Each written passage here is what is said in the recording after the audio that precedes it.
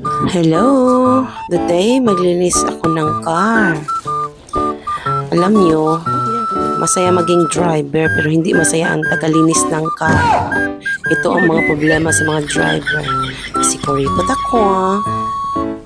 Hindi maganda ang palaging nasa car wash kasi ang mahal dito ng car wash, 20 to 25 pounds. Car wash ka ng twice in a month. Malaki din yun, 40 pounds. Kaya ako na lang naglinis. Okay lang yun. At least parang exercise na rin. Pag feeling mong malinis na yung car, parang ayaw mo na silang pasakayin. Please, huwag na kayong sumakay. Joke lang. Ganon talaga ang buhay. Driver, hindi ka lang driver. Tagalinis ka pa. Diba? Car wash driver ka pa.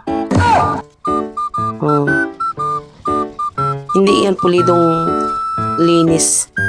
Yung sa hanggang makakaya ko lang. Yun lang ang aking magagawa. At ito ay 2 bucket lang ginagamit dito na nagka-car wash. Hindi totally car wash na ligo. Kasi bawal dito magpaligo ng car kung sa bahay. Pinagbawal yata ng government, I think. Kaya, yan na.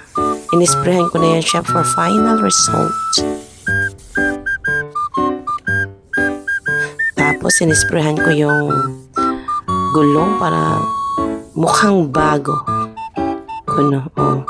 Yun ang resulta.